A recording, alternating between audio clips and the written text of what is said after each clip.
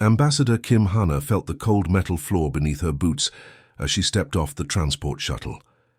The air on Concordia Prime tasted different, recycled and sterile, nothing like the fresh breeze of Earth she had left behind just days ago. Her diplomatic uniform was perfectly pressed, the blue and white colors of the Terran Federation bright against the dull gray walls of the station's docking bay. Walking behind her, Deputy Ambassador Park Min-ho carried himself with the practiced calm of a seasoned diplomat, but Hana could see the tension in his shoulders. Intelligence Officer Lee Sora moved quietly beside them, her eyes constantly scanning their surroundings. They all knew this mission could be their last. The station buzzed with noise and movement. Aliens of every shape and size walked the corridors, some floating, others crawling on multiple legs, and a few that seemed to shift between solid and liquid forms. Their languages created a symphony of clicks, whistles, and electronic beeps that echoed off the metal walls. News crews from dozens of worlds had positioned themselves at every corner, their recording devices focused on the small human group. Hana knew what they were all thinking. The humans were here to surrender. After 3 years of brutal war with the Zephyrian hegemony, Earth's colonies lay in ruins. Millions had died. The human fleet was scattered and broken. Everyone expected today to mark the end of humanity's brief attempt at becoming a spacefaring civilization. As they walked through the main corridor, whispered conversations followed them. A group of crystalline beings chimed softly to each other, in what sounded like musical notes. Hana's translation implant picked up fragments, poor creatures that should have stayed on their homeworld. The Zephyrians will show no mercy. The observation deck stretched out before them like a vast window into space. Hana stopped there, her breath catching in her throat despite herself. The Zephyrian war fleet surrounded Concordia Prime like a pack of predators circling wounded prey. Their dreadnoughts were massive, each one longer than a city block back on Earth. The ship's dark hulls seemed to absorb light rather than reflect it, and weapon batteries covered every surface like mechanical thorns. These were the ships that had turned New Shanghai Colony into a crater, the same vessels that had vaporized the civilian transport, carrying 10,000 refugees from Kepler Station. Hana had seen the recordings, families torn apart in seconds, entire worlds reduced to glowing debris. Park Min-ho stepped beside her, his voice barely audible above the station's background hum. They brought their entire third fleet. Either they're trying to intimidate us, or they're planning something after the talks. Sora's response was even quieter. My sources say it's both. They want us to see their strength, but they also don't trust us to honor whatever agreement we sign. Hana nodded slowly. To anyone watching, the 3 humans looked like defeated negotiators, staring at their conqueror's overwhelming force. A news crew from the Altarian Broadcasting Network zoomed in on her face, probably hoping to capture the moment of human despair for their viewers back home. But what they couldn't see was the fire burning behind her dark eyes. What they didn't know was the weight of the encrypted datapad hidden beneath her jacket, plans that had been months in the making, contingencies prepared by Earth's best military minds for exactly this situation. She leaned closer to her companions, her voice so soft that even the most sensitive recording equipment couldn't pick it up. Remember what we discussed during the flight. They expect us to beg for mercy. They expect us to offer everything we have just to survive another day. Let them keep thinking that way. Her fingers found the datapad through the fabric of her uniform.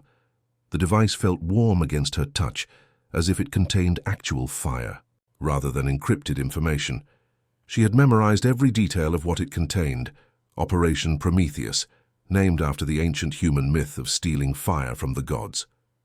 They think they're about to witness humanity's end, she whispered, watching a Zephyrian patrol craft glide past the observation window. But if things go wrong in there, if they try to be clever, they're going to learn something very different about what humans do when we're cornered. The boarding announcement echoed through the station in a dozen languages. It was time to face the Zephyrian High Command, time to sit across from the beings who had murdered millions of her people. Hana straightened her uniform one final time and began walking toward the conference chambers, her small team following behind. To everyone watching, they looked like lambs walking to slaughter. None of them suspected that sometimes lambs carry hidden teeth. The massive doors to the ceremonial hall slid open with a deep rumbling sound that seemed to shake the entire station. Kim Hana felt her heart skip a beat as the noise hit her, not from fear but from the sheer presence of what was about to enter. The air itself seemed to change, becoming heavier and charged with tension. Then they came. The Zephyrian delegation didn't walk into the room. They dominated it. High Arbiter Vex led the group, and Hana had to crane her neck back just to see his face. The alien stood nearly 3 meters tall, his body covered in scales that shifted from deep green to black. Depending on how the light hit them, each scale was the size of a human thumb, overlapping like natural armor that had been perfected over millions of years of evolution. His eyes were the worst part. They burned with an orange fire that reminded Hana of molten metal. When those eyes locked onto her, she felt like a mouse being studied by a hungry snake. Vex's mouth was filled with teeth designed for tearing meat, and when he breathed, she could see vapor rising from his nostrils in the cool station air. Behind him walked his warriors, 6 Zephyrian soldiers who made their leader look almost friendly by comparison. Their claws clicked against the metal floor with each step, sharp talons that could slice through human flesh like paper. One of them wore scars across his face that looked like battle wounds, and another had cybernetic implants where his left eye should have been. These weren't politicians playing at war. These were killers who had spent years perfecting their craft on human colonies. The sound in the hall was overwhelming. Every alien species seemed to be talking at once, their voices mixing together in a chaos of clicks, whistles, electronic beeps, and sounds that human ears weren't designed to process. Hana's translation implant worked overtime, feeding her fragments of conversations happening all around the room. The crystalline Altarians stood in one corner, their bodies looking like living gemstones that caught and reflected the hall's artificial lighting. They communicated by creating musical tones that rose and fell like a complex song. Her implant translated their melody. The mammals look even weaker than expected. This won't take long. Near the viewing platforms, a group of Vorthak merchants waved their tentacles in animated discussion. These beings looked like giant squids that had learned to walk upright, their purple skin glistening with moisture. Their rapid-fire conversations centered around trade routes and shipping contracts.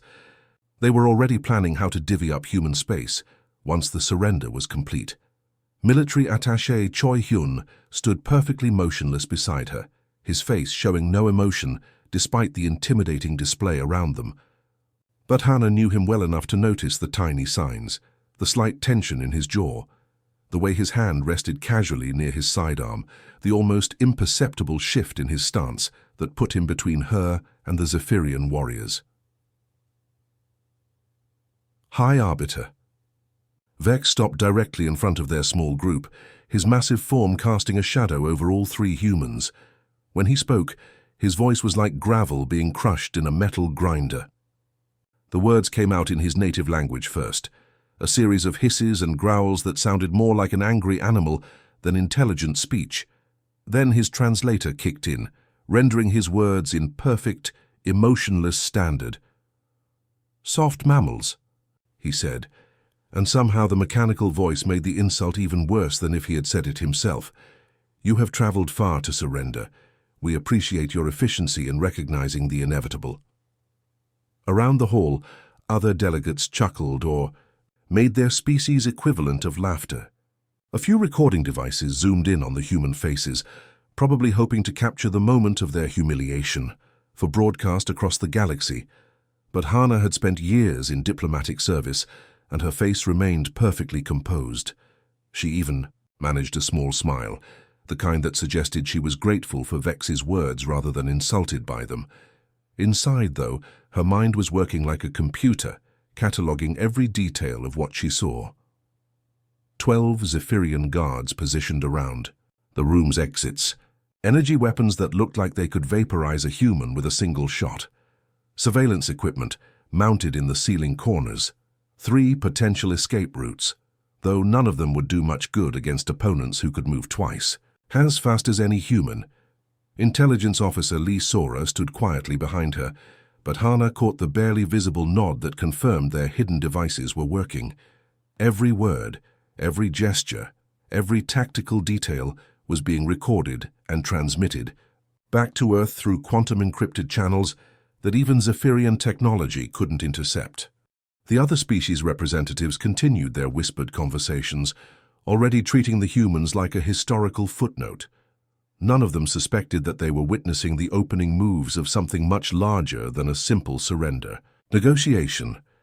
High Arbiter, Vex's orange eyes studied each human in turn, probably trying to decide which one would break first under pressure.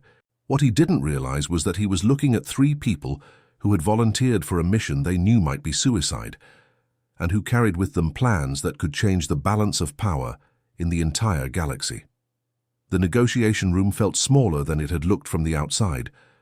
Kim Hana sat across from High Arbiter Vex at a table that seemed designed to make humans feel insignificant. The surface was polished black stone, so reflective she could see her own face staring back at her. The Zephyrian delegation occupied one entire side, their massive forms making the specially reinforced chairs creak under their weight. Vex reached into a compartment built into his armor and pulled out what looked like a piece of cut crystal. He slid it across the table with one clawed finger, the device spinning slowly until it came to rest directly in front of Hana. The moment it stopped moving, a 3-dimensional star map materialized above the table, filling the space between the 2 delegations with points of light. Hana had seen this map thousands of times during her preparation for this mission, but seeing it displayed by the enemy felt different. Each star represented a human world, places where people she had grown up with now lived, worked, and raised their children. The Kepler system held New Shanghai, where her own sister managed a terraforming project. Vega housed the agricultural worlds that fed half of human space. Centauri contained the military academies, where Earth's best and brightest learned to defend their species. As she watched, large sections of the map began changing color. Red spread across the display like spilled blood, covering system after system until nearly a third of human territory was marked for Zephyrian control. "The terms are non-negotiable," Vex announced, his translator rendering the words with mechanical certainty. "Complete withdrawal from the Kepler, Vega, and Centauri systems, war reparations of 50 trillion credits over the next century, dissolution of your colonial fleet, and destruction of all military installations in the surrendered territories." Deputy Ambassador Park Minho sat beside her, and she could feel the anger radiating from him like heat from a fire.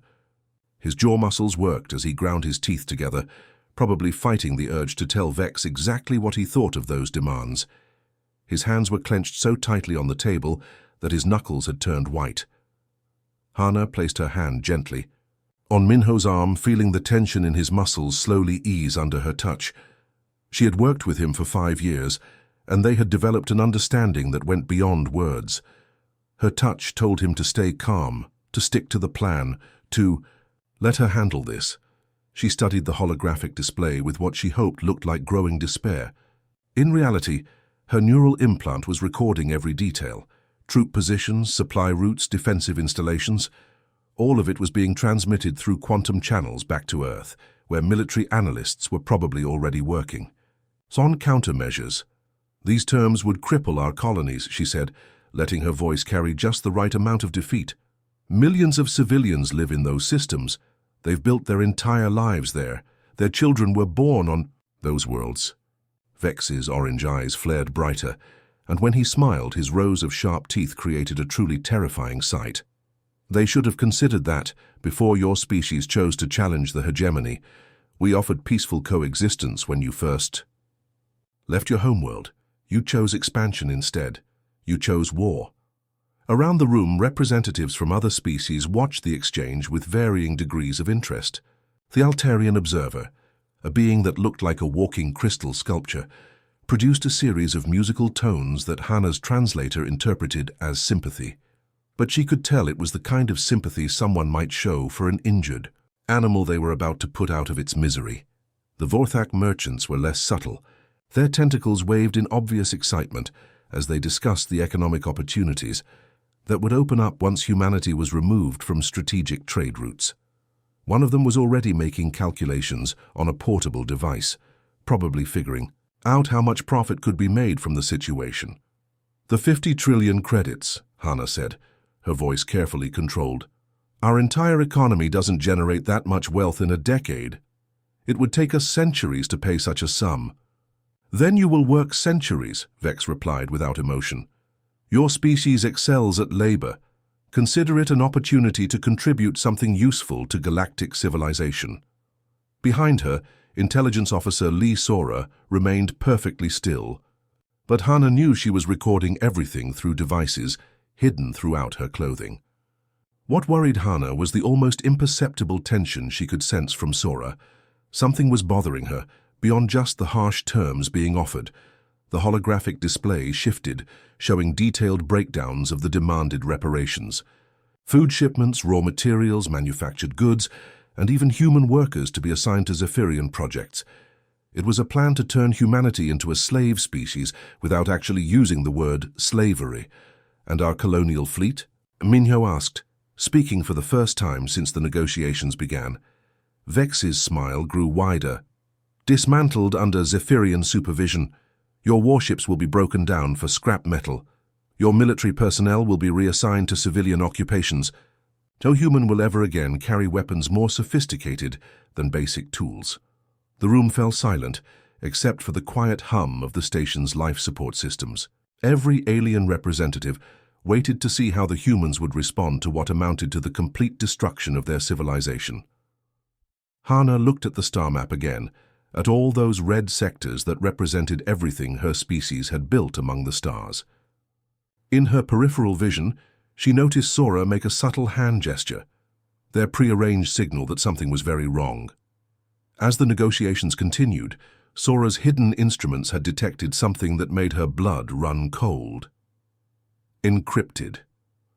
Zephyrian communications were mentioning something called Final Protocol, and from the urgency in the transmissions, it wasn't just about forcing a surrender. The Zephyrians weren't just planning to defeat humanity. They were planning something much worse, and Hana was beginning to realize that this entire negotiation might be nothing more than a trap designed to eliminate the human leadership in one decisive strike. The weight of the encrypted datapad beneath her jacket suddenly felt much heavier. The formal dinner felt like eating while sitting on a bomb that might explode at any moment. Kim Hana sat at the curved table in Concordia Prime's diplomatic dining hall, surrounded by beings who saw her species as nothing more than an inconvenience to be dealt with. The food on her plate was supposed to be appetizing, synthetic protein, crafted to taste like the beef she remembered from Earth, but every bite felt like chewing cardboard. Around her, conversations flowed in a dozen different languages. The Altarian delegation created gentle musical tones while they consumed some kind of liquid crystal that made their bodies glow brighter. The Vorthak merchants slurped noisily at bowls of what looked like moving soup, their tentacles fishing out chunks of unidentifiable matter. Even the food was a reminder of how alone humanity was in this vast galaxy. High Arbiter Vex dominated the head of the table, his massive form requiring a specially reinforced chair. He ate with disturbing enthusiasm, tearing into chunks of raw meat with his razor-sharp teeth. Every few minutes those burning orange eyes would fix on her, as if he was imagining her as his next meal. The sight made her stomach turn, but she forced herself to maintain a diplomatic smile. Deputy Ambassador Park Minho sat beside her, pushing his own food around his plate without much appetite. Intelligence Officer Lee Sora had positioned herself where she could see every entrance to the dining hall, her eyes constantly moving as she catalogued potential threats. The tension between the three humans was obvious to anyone paying attention. The conversation around the table centered on the terms that had been presented earlier. Other species representatives offered their opinions on humanity's situation, most of them agreeing that the Zephyrian demands were reasonable given the circumstances. A few even suggested that humans should be grateful for such generous treatment. Hana's secure communicator buzzed against her wrist, a sensation so subtle that only she could feel it. The device was disguised as a simple diplomatic bracelet, but it contained quantum communication technology that could reach Earth instantaneously. The buzz pattern indicated an urgent message from Earth Command, something that couldn't wait for the scheduled check-in. She looked up from her untouched meal, catching the eye of a Zephyrian protocol officer who seemed to be monitoring the human delegation's every move. "I apologize for the interruption," she said, her voice carrying just the right amount of diplomatic politeness. "I've received an urgent communication from my government. I need to take this privately." High Arbiter Vex paused in his meal, a piece of bloody meat hanging from his jaws. "Of course," he rumbled, his translator making the words sound almost pleasant. "We understand the need for consultation during such delicate negotiations." She stood carefully, smoothing down her diplomatic uniform. "A private consultation with my government," she explained to the assembled delegates, making sure her voice carried the weight of someone who might be about to deliver good news. "I hope to return with some form of accommodation to your generous terms." The observation balcony was exactly what she needed, a quiet space where she could speak to Earth Command without being overheard. The curved, transparent wall offered a spectacular view of Concordia Prime's central hub, a massive cylinder that stretched both above and below the diplomatic levels. Thousands of beings moved through the space like colorful fish in a giant aquarium, conducting the daily business that kept galactic civilization running. She activated her encrypted communication array, watching the small holographic display come to life with Earth's military command codes. The quantum transmission would take a few moments to establish a secure connection, giving her time to organize her thoughts about what she would tell them. The message from Earth Command was worse than she had feared. Intelligence satellites had detected massive Zephyrian fleet movements in systems far from the negotiations. Whatever final protocol meant, it was already in motion.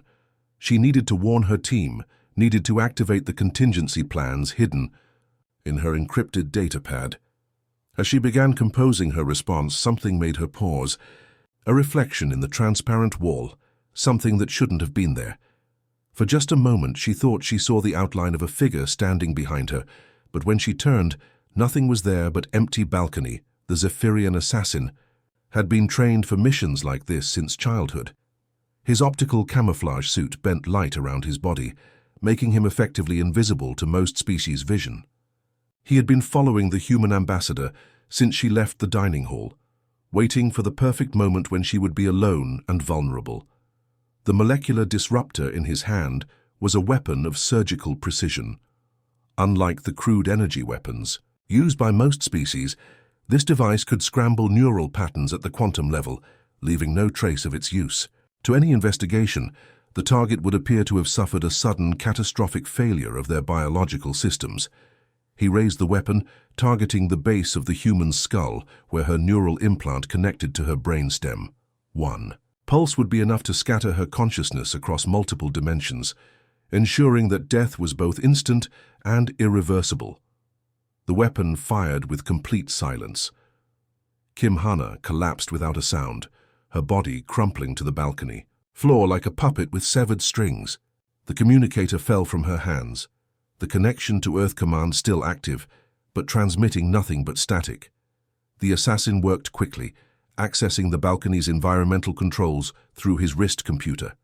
A few adjustments to atmospheric pressure, a minor malfunction in the oxygen recycling system, and evidence of the molecular disruptor's energy signature would be completely masked. To anyone investigating, it would look like a tragic accident, the kind of rare but documented failure that occasionally claimed lives on space stations.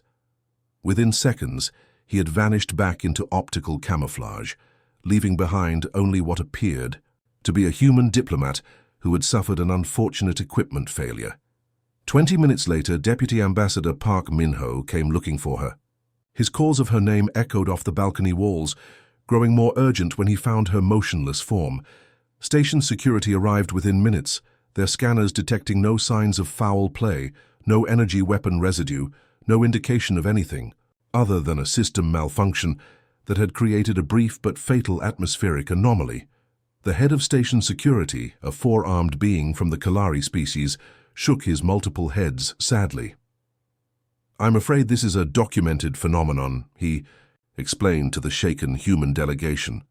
Atmospheric processors very rarely malfunction, but when they do, the results can be fatal.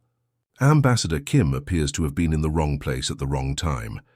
As Minho knelt beside Hana's body, his hands shaking as he checked for any sign of life, he had no way of knowing that her death had just triggered protocols that would change the fate of every species in the galaxy. Deputy Ambassador Park Minho had never felt so alone in his entire life. Standing in the same ceremonial hall where just hours earlier, Kim Hana had sat negotiating for humanity's future, he now faced a room full of alien delegates who saw her death as nothing more than a minor inconvenience. His hands trembled slightly as he gripped the podium, and he had to take several deep breaths before he could trust his voice not to break. Ambassador Kim Hana gave her life in service of peace, he began, his words echoing in the vast chamber. Every eye in the room was on him, from the burning orange gaze of High Arbiter Vex to the crystalline forms of the Altarian observers. She came here believing that dialogue could end the suffering on both sides of this conflict. Her death is a tragedy that reminds us all how fragile peace can be. His voice cracked on the last words, and he had to pause to compose himself. The grief was real. Hana had been more than just his superior officer. They had worked together for 5 years, shared countless diplomatic missions, and developed the kind of professional partnership that felt more like family. But beneath the genuine sorrow, his mind was working frantically on something much more important than his personal loss.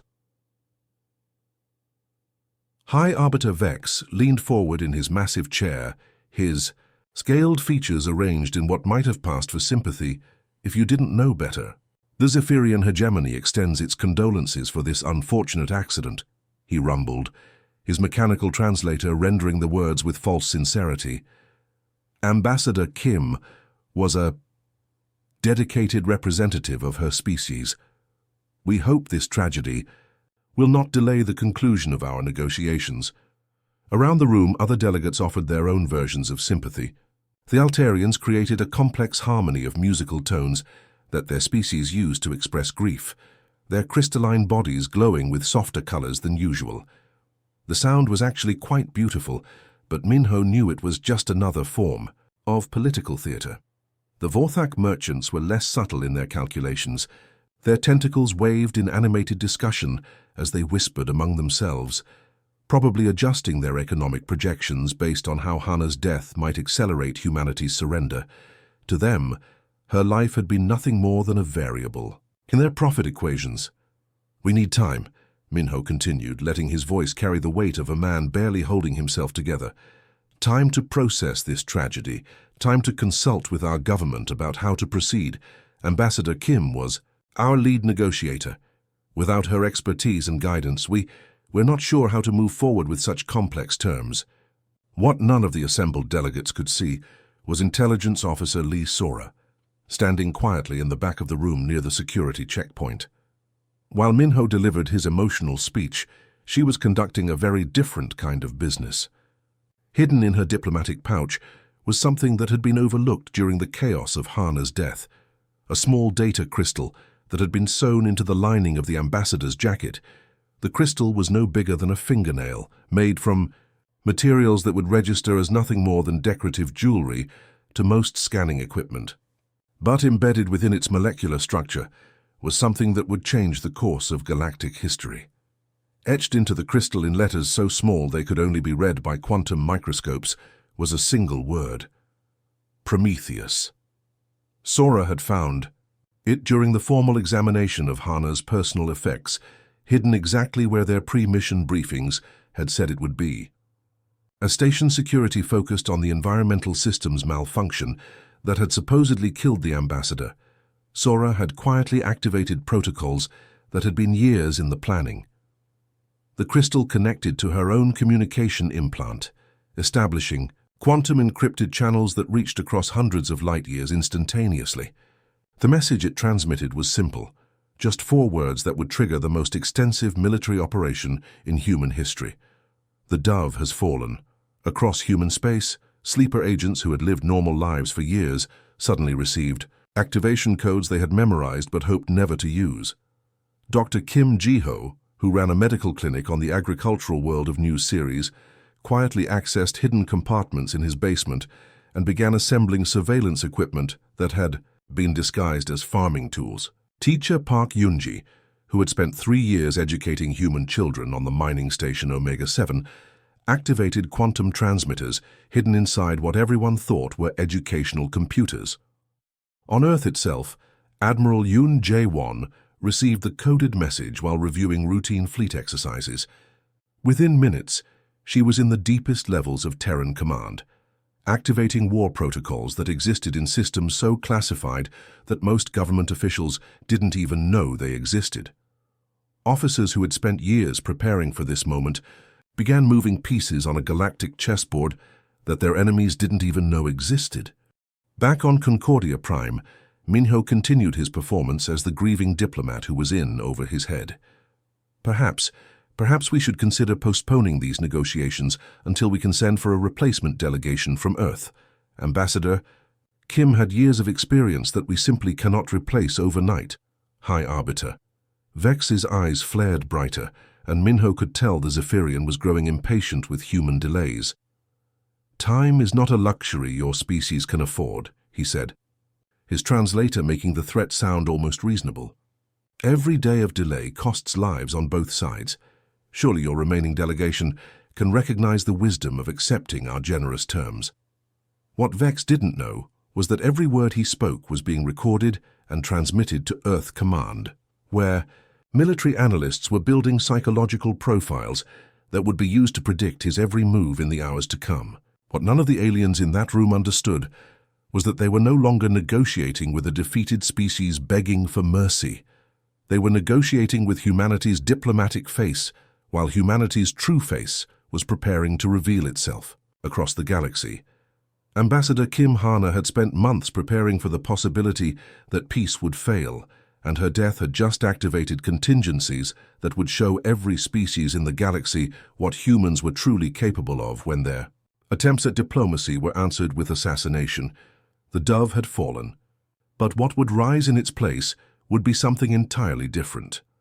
The attacks began at exactly 1447 Galactic Standard Time, synchronized across 17 different star systems with a precision that defied everything the galaxy thought. It knew about human military capabilities.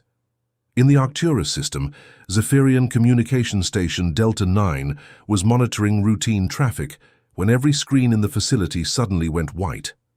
The massive quantum relay array that had coordinated hegemony fleet movements for 3 years simply ceased to exist, vaporized by antimatter charges that released more energy in 5 seconds than most stars produced in a month. Lieutenant Commander. Krex watched his tactical display in disbelief as similar reports flooded in from across Zephyrian space. The Rigel supply depot, gone. The military shipyard at Wolf 359, nothing but expanding gas.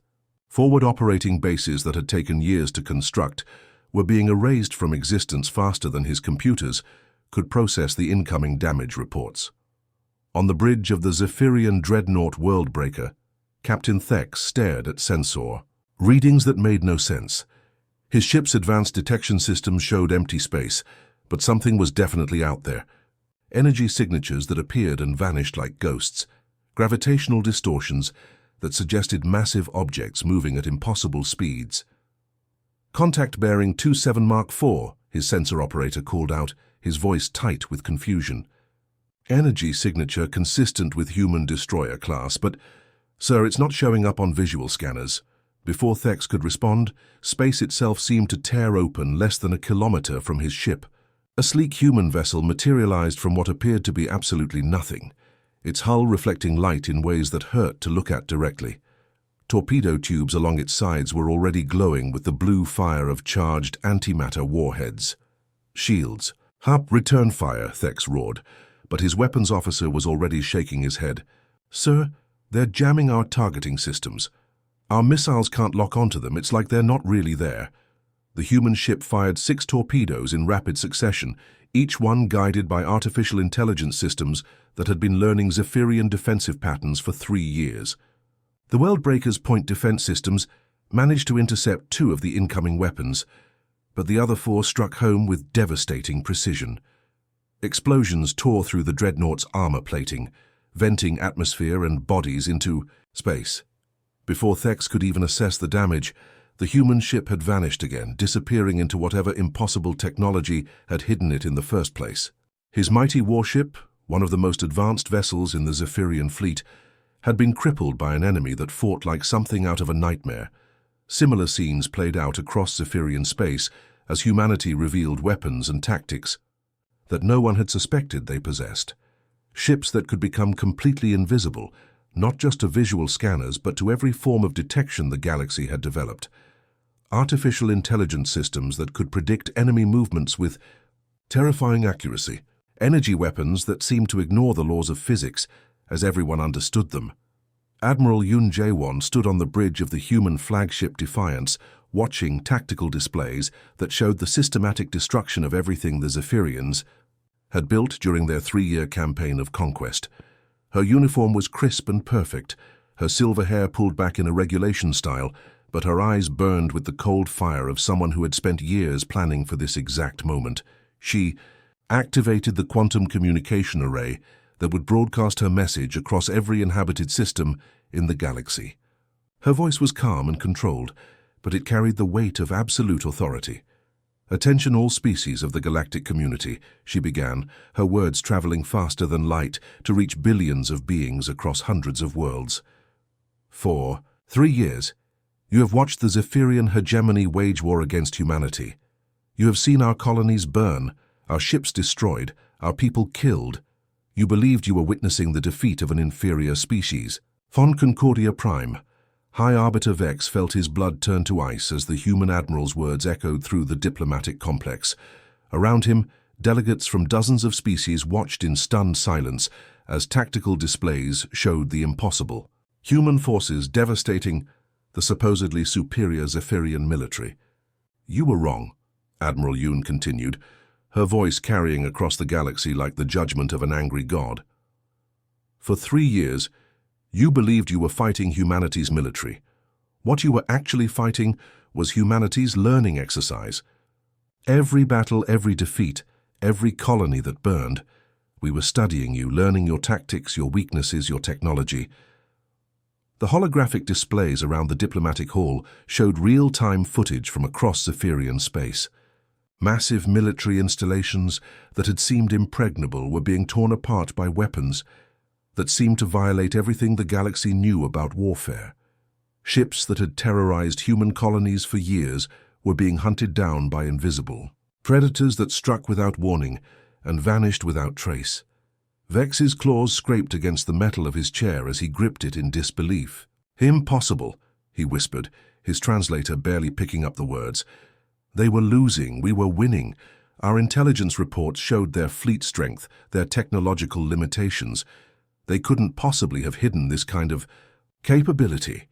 Intelligence Officer Lee Sora, still standing quietly in the back of the hall, allowed herself the smallest of smiles. What Vex didn't understand was that every piece of intelligence his species had gathered about human capabilities had been carefully crafted by Terran military intelligence. Every captured communication, every intercepted technical specification, every apparent display of human weakness had been designed to create exactly this moment of shock and disbelief. The casualty reports flooding into Zephyrian High Command painted a picture of devastation that seemed impossible to comprehend. Millions of hegemony personnel dead or missing, entire fleet groups annihilated, supply lines that had sustained their war effort for 3 years cut with surgical precision. Admiral Yoon's broadcast continued, her words carrying the weight of a species that had been underestimated for the last time. "We gave you every opportunity to choose peace. We sent our finest diplomat to negotiate an end to this war. You responded by murdering her in cold blood." The tactical displays showed human ships emerging from stealth fields around every major Zephyrian stronghold, their weapons powered and ready. For the first time in galactic history, an entire interstellar empire was being brought to its knees in a matter of hours. Now you will learn what humanity does to those who mistake our desire for peace as a sign of weakness. The massive screens that lined the diplomatic quarters' main hall flickered to life simultaneously, displaying an image that sent shockwaves through every alien delegate present. Admiral Yoon Jae-won appeared larger than life, her steel-grey eyes staring directly into the camera with the kind of intensity that made even hardened warriors uncomfortable. Behind her, the bridge of her flagship buzzed with activity as officers moved with the practiced efficiency of a military machine that had been preparing for this moment for years. "Have you killed our voice of peace?" she said, her words cutting through the stunned silence like a blade. Every syllable was pronounced with perfect clarity, designed to be understood by every species in the galaxy. "Ambassador Kim Hana came to you with open hands, seeking an end to the bloodshed that has consumed our worlds for 3 years. Your response was murder." The camera pulled back slightly, revealing the controlled chaos of a command center in the middle of the largest military operation in galactic history. Officers relayed targeting information. Tactical displays showed the systematic destruction of Zephyrian infrastructure, and communication arrays hummed with the coordinated movement of fleets that had somehow remained hidden for years. "Now you will hear our voice of war." In the diplomatic hall, Deputy Ambassador Park Min-ho slowly straightened from the grieving posture he had maintained for hours. The transformation was startling. Gone was the broken man who had barely been able to speak through his sorrow. His place stood someone whose eyes burned with cold fire, whose voice carried the authority of a species that had just revealed its true nature. "Ambassador Kim predicted you would murder her," he said, his words directed specifically at High Arbiter Vex. The Zephyrian leader's orange eyes widened as he realized that the human's grief had been nothing more than an elaborate performance. She spent months preparing for this exact scenario. Every contingency, every possible act of treachery. She saw it all and planned accordingly. Around the hall, alien delegates began to notice things that hadn't been there moments before. Human. Security personnel had appeared at every exit, their black tactical gear making them look like shadows given form. These weren't the diplomatic guards who had accompanied the human delegation. These were soldiers, armed with weapons that seemed to bend light around their edges. The Altarian observers' crystalline form shifted to deep purple, the color their species displayed when experiencing profound fear. The musical tones they produced were no longer harmonious. Instead, they created discordant notes that spoke of confusion and terror. How had humans infiltrated the most secure diplomatic facility in neutral space without anyone noticing? High Arbiter Vex tried to activate his personal communicator, desperate to contact his fleet commanders and coordinate some kind of response. But the device remained silent, its screen showing nothing but static. Around him, his own security detail was discovering that their weapons wouldn't function, their communication implants had been jammed, and the escape routes they had memorized were now blocked by humans who moved like ghosts. "This is impossible," Vex rumbled, his massive form trembling with rage and growing fear. "Our intelligence networks would have detected such an infiltration. Our fleet sensors show no human vessels in this system."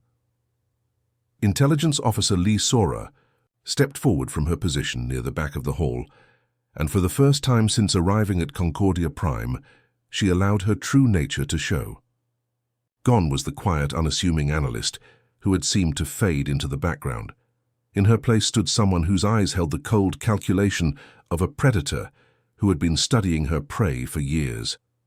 "Your intelligence networks have been feeding you exactly what we wanted you to know," she said, her voice carrying across the silent hall. "Every report about human fleet strength, every intercepted communication about our technological limitations, every piece of data that convinced you we were a weak species barely clinging to survival, all of it was carefully crafted by people who understand that the greatest weapon in any war is the enemy's arrogance." The tactical displays around the hall continued to show the destruction of Zephyrian military assets across 17 star systems, but now they also revealed something else, the true scope of human capability. Ships that had been invisible to every sensor in the galaxy suddenly appeared on screens, surrounding every major Zephyrian installation. Fleets that military analysts had assumed didn't exist emerged from whatever impossible technology had hidden them.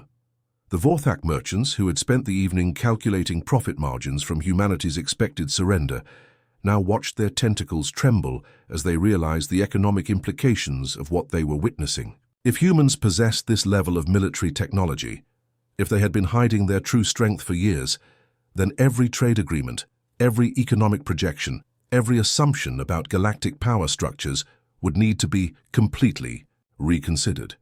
Vex's breathing became labored as the full scope of his situation became clear.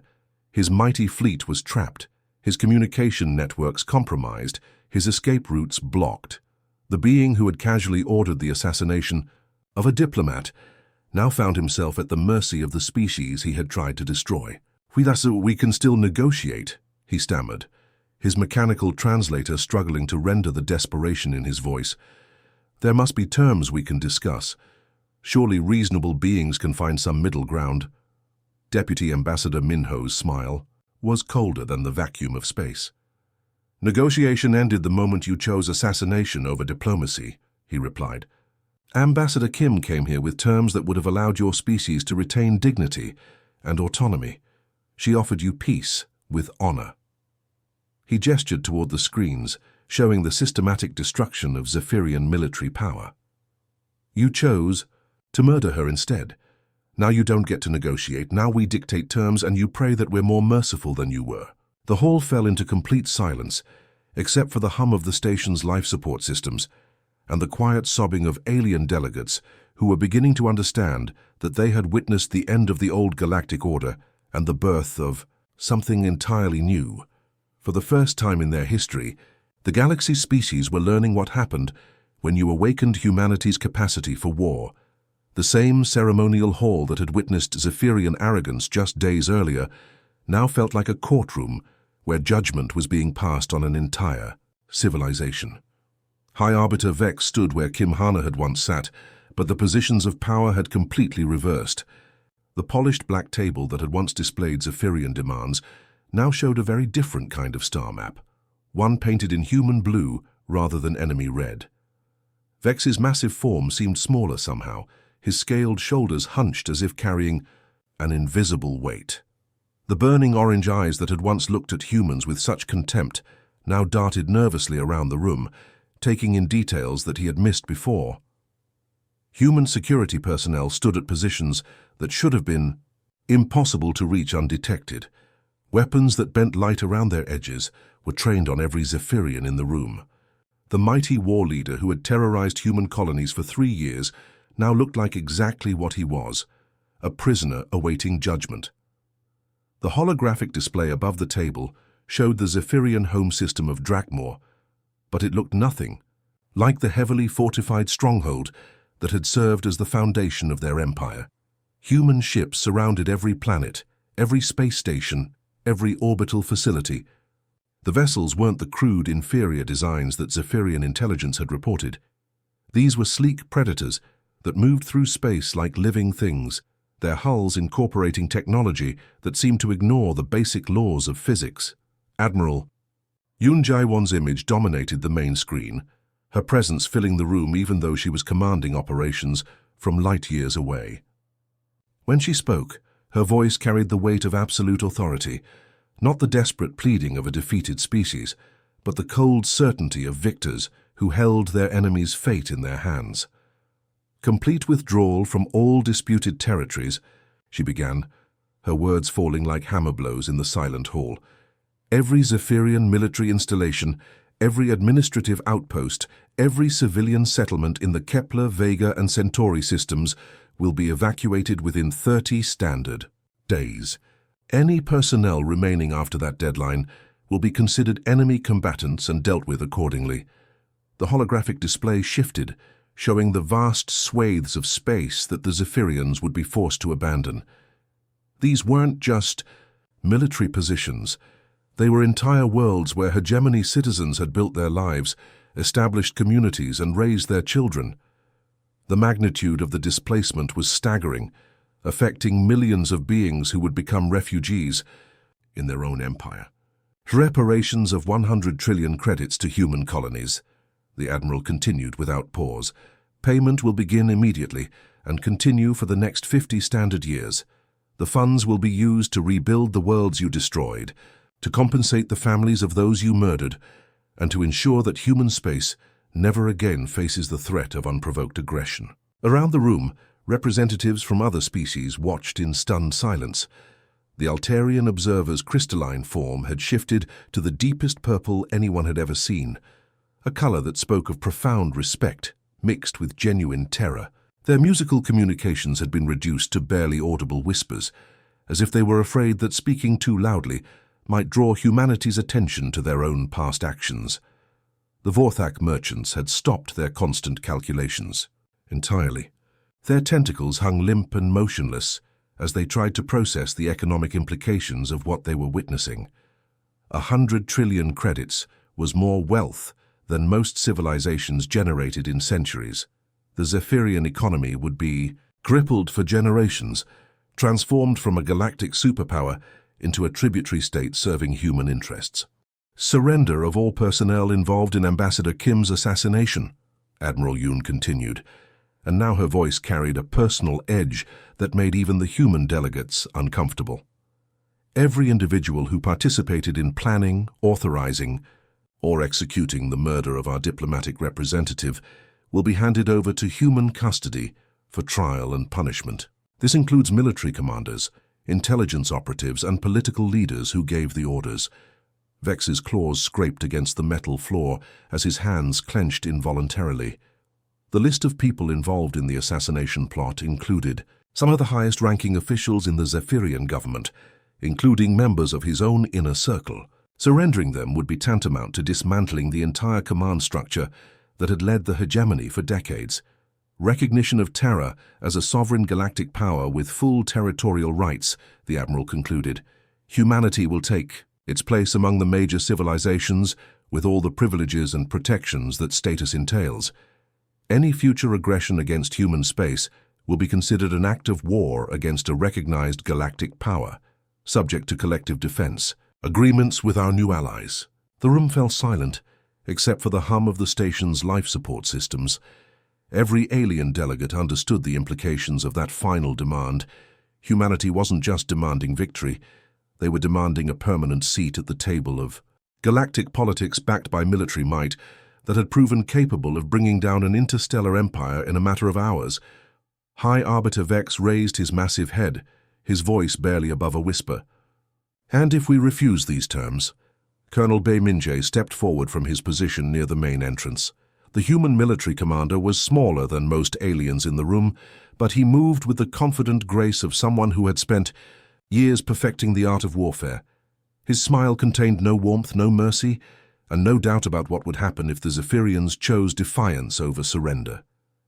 "Then we stop playing games," he said, his words carrying across the silent hall, like a death sentence. "For 3 years we've been showing you what humanity looks like when we're holding back, when we're trying to minimize casualties, when we're hoping for a peaceful resolution. If you refuse these terms, you'll discover what humanity does to those who murder our diplomats." The tactical displays around the room shifted, showing not just the current deployment of human forces, but projections of what would happen if those forces were unleashed without restraint. Zephyrian worlds wouldn't just be occupied, they would cease to exist. The hegemony wouldn't just be defeated, it would be erased from galactic history as if it had never existed. Vex looked around the room one final time, seeing fear in every alien face, understanding that his choices had been reduced to surrender or extinction. The being who had once commanded fleets that terrorized entire star systems now had to make the hardest decision of his life, whether to save what remained of his people or condemn them to complete annihilation. The age of Zephyrian dominance was over. The age of humanity had begun. The Kimhana Memorial Complex stretched across 3 levels of New Sol Station, its crystalline architecture catching and reflecting light in ways that seemed almost alive. Visitors from across the galaxy walked through halls lined with holographic displays showing the diplomatic missions that had shaped interstellar relations, but all paths led to the central monument, a towering spire of pure crystal that seemed to glow with its own internal fire. Park Min-ho stood before the memorial every morning before beginning his duties as senior diplomatic representative. The words carved into the crystal's base had been discovered in Kimhana's personal files, written just days before her final mission. I go to speak of peace, but I prepare for war. This is the human way. Below those words, in smaller script, were the names of every human civilian killed during the 3-year conflict, a reminder of what they had been fighting for. The station itself was a marvel of human engineering, built in the 6 months following the Zephyrian surrender. Where Concordia Prime had been designed by committee, with different architectural styles from various species, creating a chaotic patchwork, New Sol Station flowed like a single organism. Its corridors curved in natural patterns that somehow felt both futuristic and comforting, while parks and gardens provided spaces where beings from different worlds could find familiar environments. Today marked a special occasion, the first full session of the Galactic Council to be held on human territory. Representatives from over 200 species had gathered in the council chamber, a vast amphitheater that could accommodate beings of every size and shape. The air recycling systems worked overtime to provide atmosphere suitable for methane breathers, silicon-based life forms, and creatures that existed partially in other dimensions. Minho walked to the podium at the center of the chamber, his footsteps echoing in the sudden silence. 6 months ago, he had been a deputy ambassador, watching his superior navigate impossible negotiations. Now he stood as the voice of humanity in galactic affairs, representing a species that had fundamentally changed the balance of power in the galaxy. The podium had been built to human specifications, unlike the oversized furniture of Concordia Prime that had made human delegates feel small and insignificant. Everything about this chamber was designed to remind visitors that they were in human space under human protection, subject to human rules about diplomatic immunity and peaceful conduct. Honored representatives, Minho began, his voice carried to every corner of the chamber by quantum communication systems that could translate his words into over 3,000 languages simultaneously. The Terran Federation welcomes you to New Sol Station. We gather here not as conquerors and conquered, but as neighbors seeking to build a future where diplomacy serves all species equally. In the audience, the changes of the past 6 months were clearly visible. The Altarian delegation sat in the front section, their crystalline forms glowing with the soft blue that indicated deep respect. These beings, who had once viewed humans as primitive mammals, now sought trade agreements and technological exchanges with the species they had underestimated. The Vorthak merchants had completely restructured their operations around human space. Lanes recognizing that economic prosperity in the new galactic order required good relationships with Earth's colonies. Their tentacles moved in carefully controlled patterns as they took notes on everything Minho said, looking for opportunities to strengthen their position with humanity's new government. But the most dramatic change was visible in the small Zephyrian delegations seated in the back rows. Where High Arbiter Vex had once commanded through fear and intimidation, the current Zephyrian representative, a minor functionary named Thek, spoke only when spoken to and trembled whenever human security personnel walked past. The Terran Federation seeks peaceful coexistence with all species, Minho continued, his words carrying the weight of a civilization that had proven its strength beyond any doubt. We have no desire to rule over others or impose our values on civilizations that have different ways of life, but let Ambassador Kim Hana's sacrifice stand as an eternal reminder we will never again mistake diplomacy for weakness. The memorial's crystal spire was visible through the chamber's transparent ceiling, its light serving as a constant reminder of what had happened when one species chose assassination over negotiation. Every delegate in the chamber knew the story by now, how humanity's greatest diplomat had been murdered while seeking peace, and how that murder had triggered the most devastating military campaign in galactic history. Those who harm our peaceful envoys who mistake our desire for dialogue as a sign of vulnerability will discover why humans are perhaps the most dangerous species in the galaxy, Minho declared. The words carried no threat, only the calm certainty of someone stating a natural law. Water flows downhill, stars burn hydrogen, humans protect their diplomats with overwhelming force. In the back rows, Thek shifted uncomfortably as he remembered the final transmission from High Arbiter Vex before his execution. The former Zephyrian leader's last words had become something of a legend among species that studied human behavior. We thought they were weak because they sought peace. We were fools. They sought peace because they are strong enough to choose it. The session continued with routine diplomatic business, trade agreements, territorial disputes, and cultural exchange programs. But underneath every discussion was an awareness that the galaxy operated under new rules now. Humanity had tried to be the dove, offering peace and cooperation to any species willing to reciprocate. When that approach was answered with treachery and murder, they had proven themselves to be something far more dangerous. Dragons, when awakened, are never forgotten, and the galaxy would remember this lesson for generations to come. As the session concluded and delegates began to file out of the chamber, many paused to look up at the crystal memorial visible through the ceiling. Kim Hana had died believing in diplomacy, but her death had taught the galaxy that some species were too dangerous to be left alone when they chose war over peace. The age of humanity had begun not with conquest, but with the promise that peace would be protected by strength. Too terrible to challenge, it was a lesson the galaxy would not need to learn twice.